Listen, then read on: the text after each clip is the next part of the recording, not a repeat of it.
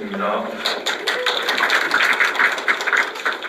제일 마지막에 하니까 이점이 좀 있는 반면에 얘기를 해야 될 게 좀 제일 원래 썼던 것과는 좀 달리 여러 가지 주제를 좀 이야기를 해야 될 것 같다는 생각이 듭니다.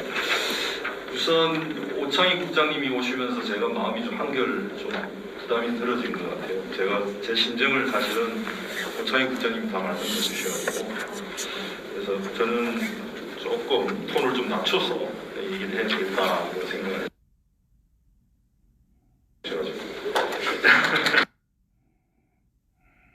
언급을 하지 않더라고요. 작년 8월달이었을 겁니다. 하우나 의원께서 발다시 때 세미나를 아마 한번 조직하셨는데 사태 이유를 어떻게 할 것이고 과제가 뭔가에 대해서 얘기를 발제를 한 적이 있습니다. 그 당시까지만 하더라도 수사권 조정이라는 얘기가 주된 화두였죠. 수사권 조정 법안이 통과되면서 6대 범죄를 이런 문제가 그 당시에 아니고 수사권 아주 공공연하게 이제 좀 일상화되고 있는 것. 그래서 제가 아주 다행스럽게 생각합니다. 그 당시에 제가 얘기했던 것이 수사권 조정이라는 건 이 정부가 처음 출발할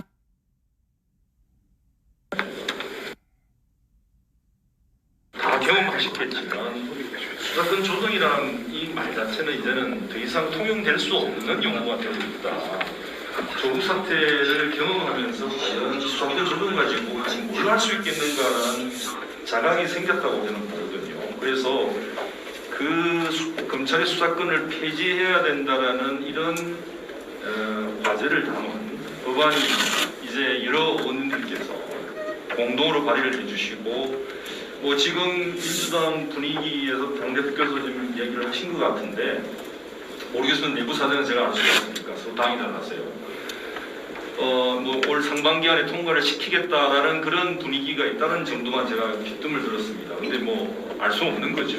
끝까지 가봐야 되겠습니다만 이렇게 법안이 제출되고 올 상반기에 통과될 수 있다는 기대가 생긴 것이 저는 굉장히 큰 진전이라고 생각합니다. 그래서 이 법안을 발의해 주신 하우나 의원님, 여기 계신 또 장경태 의원님, 김서원 의원님, 그리고 윤영도 의원님, 그리고 우리 최강욱 의원님 모두 감사드리고 반드시 이 법안을 꼭 통과시켜 주시기를 저는 간절히 기대하고 있습니다. 자세한 것은 제가 이제 이 발제문 오신 분들은 이 발제문을 보셨을 테니까 참고를 하시면 될 것 같고요. 중간중간 제가 그냥 요지 위주로 말씀을 드리겠습니다. 아시겠지만 검찰이 거악을 척결한다라는 명분을 내걸고 항상 자기들 수사권을 보존하려고 하죠. 근데 여러분 아시겠지만 이미 검찰 스스로가 우리나라에 가장 심각한 거악이지 않습니까? 그러니까 수사권은 반드시 폐지를 해야 되고요. 그 수사권 폐지에 기초해서 지금 중대범죄수사청이든지 공소청 법안이든지 그다음에 검찰청 폐지 법안이든지 이것이 나왔을 거라고 다들 생각하실 겁니다.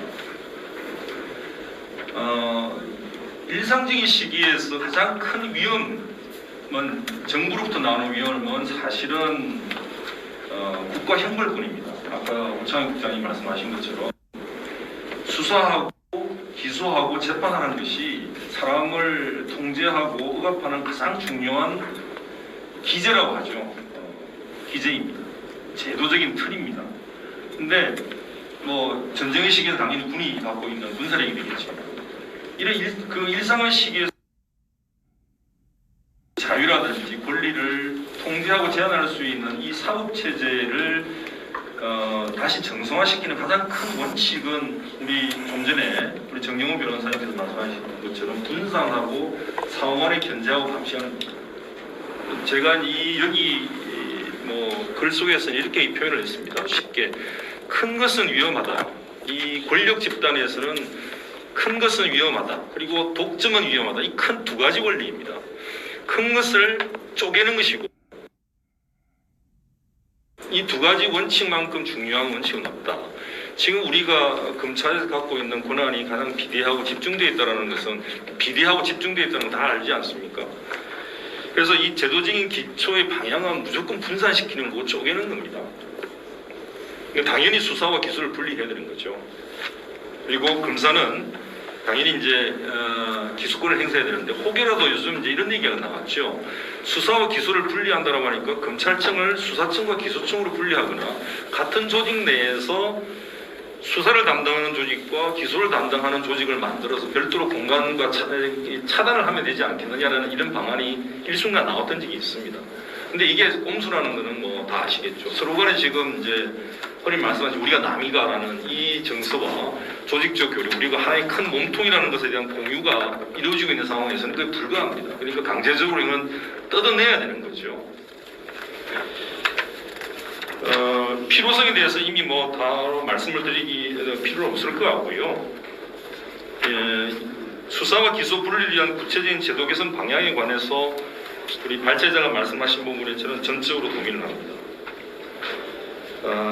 보안 수사 문제도 저는 이렇게 생각을 하죠. 보안 수사를 이제 저는 법적 권한에서 당연히 남겨놓아서는 안 되죠. 지금 공수처에서 보안 수사 요건만이 있을 뿐입니다.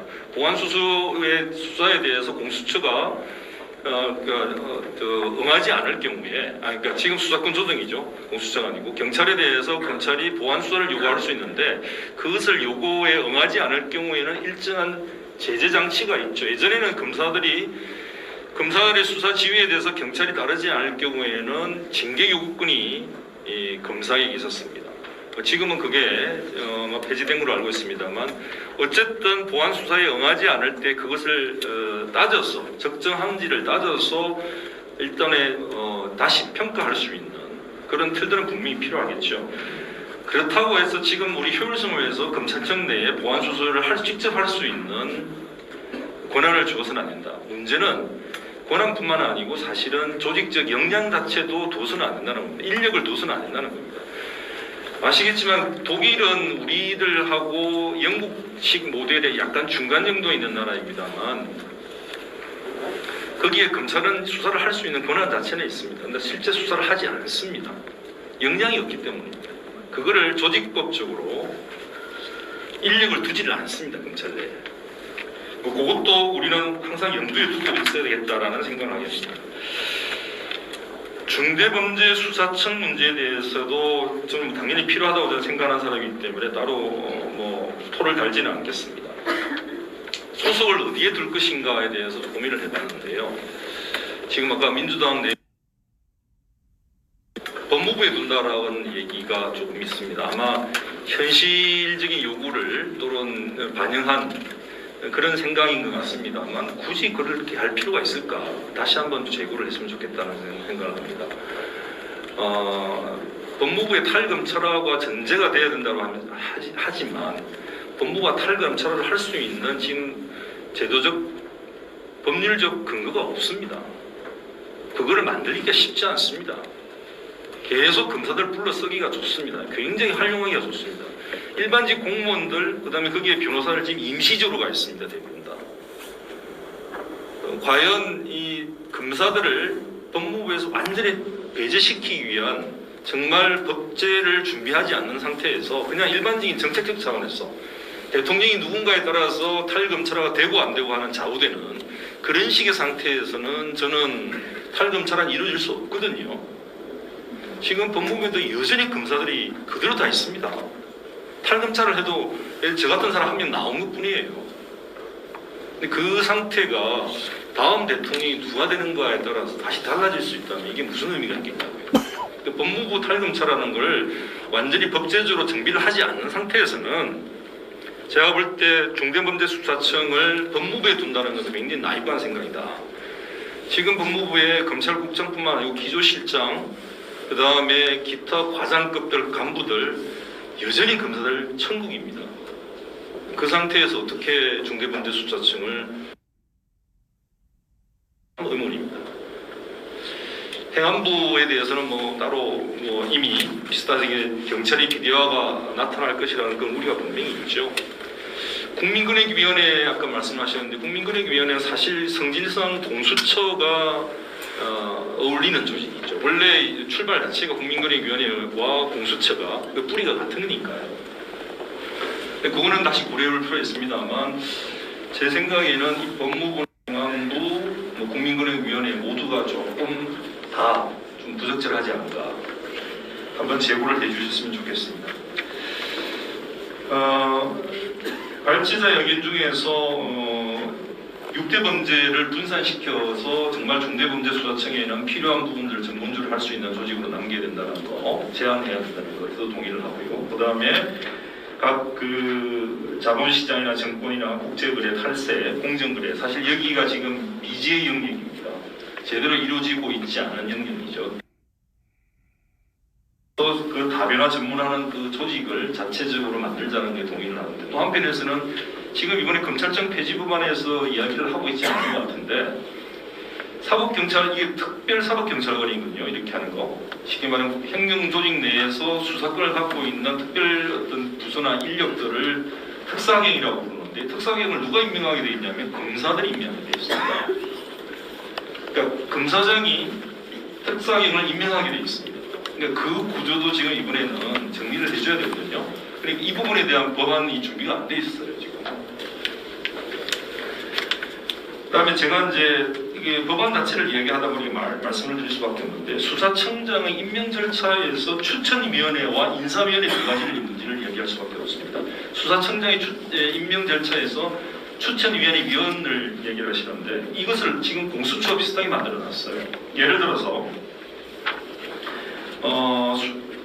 수사청장 추천위원회에 어떤 분들이 있냐면 법무부 장관, 뭐 기타 지금 공수처 비슷하게 만들어 놨는데, 여기에다가 제가 이제 문제를 쓰는, 이게 공수처와 이 수사청을 똑같이 봐야 되는가? 공수처라는 일종의 공무원 조직 자체 내에서에 대한 수사를 전담하는 건데, 이 수사청이라는 건 공무원 조직에 대한 수사를 하는 게 아니라 일반 국민들이 일어날 수 있는 중대범죄를 수사하는 거란 말이에요. 이 청장을 임명하는 절차에 왜 공수처 임명 절차와 똑같이 할 필요가 있는가? 저는 좀 의문하는 거죠. 이 수사청의 청장은 제가 볼 때는 특별히 전문화된 분야의 수사기관일 뿐이고, 나머지는 사법경찰관 조직과 똑같은 거거든요. 평균 조직이고. 그러니까 대통령의 임명권을 제한할 이유가 없다. 그리고 한편에서는 정치적 책임을 지지 않는 사람들이 추천위원회에 너무 많이 들어옵니다. 이번에 공수처를 할 때 보시지 않습니까? 그 부분은 그렇다 치더라고요. 대한배회 회장이라든지 또 법학교수회, 법학전문대학원 협의회, 사실 이분들이 어떤 국민들에서 어떤 정치적 책임을 지는지는 모르겠어요. 그러니까 수사청장을 임명하는데 과연 이분들이 추천위로 들어갈 필요가 있냐? 좀 이런 부분은 저는 좀 책임지지 않는 집단들이 너무 이게 그 권한을 행사하는 것을 좀 줄여야 된다. 중대범 수사청의 발족에 대해서 좀 말씀. 뭐 이거를 1년 뒤로 한다, 2년 뒤로 한다, 3년 뒤로 한다, 이거 뭐 다 세세한 준비를 고려해서 드리는 말씀이라는 거 충분히 이해합니다만, 제 생각에 1년도 안 걸려서 다 준비할 수 있습니다. 실무적으로 1년 안 걸립니다.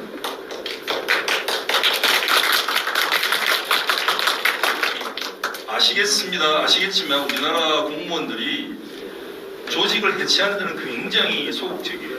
굉장히 반대합니다. 근데 조직 만드는 데는 귀신같이 합니다. 제가 생각에 3개월도 안 걸립니다.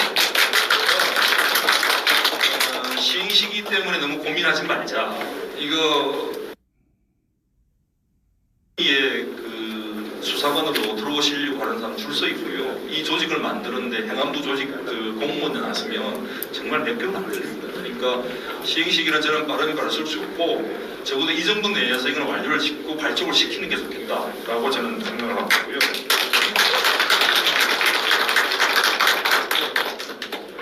검찰청 건물 뭐 인력 사실 걱정할 문제가 아닙니다. 수사권 폐지하고 나면은 자연스럽게 해결될 문제고요. 아까 우리 김기찬 교수님께서 말씀하신 것처럼 검찰청 건물이 법원과 같이 동격으로 비슷하게 서 있는 나라는 전 세계 둘러보십시오. 여기 계신 분들 다 돌아보시겠지만 우리나라밖에 없을 겁니다. 아무튼 이제까지의 특권들을 다 정리하는 시간들로서 가장 중요한 것이 수사권을 폐지하는 것이고, 그 법안의 내용들, 그 내용을 담은 법안이기 때문에 이 중대범죄수사청 그리고 공소청 법안, 검찰청 폐지 법안, 기타 관련된 형사소송법이든지 개성공단들 모두 다 빠른 시일 내에 통과되고 시행될 수 있도록 여기 힘을 다 같이 모았으면 좋겠습니다. 고맙습니다.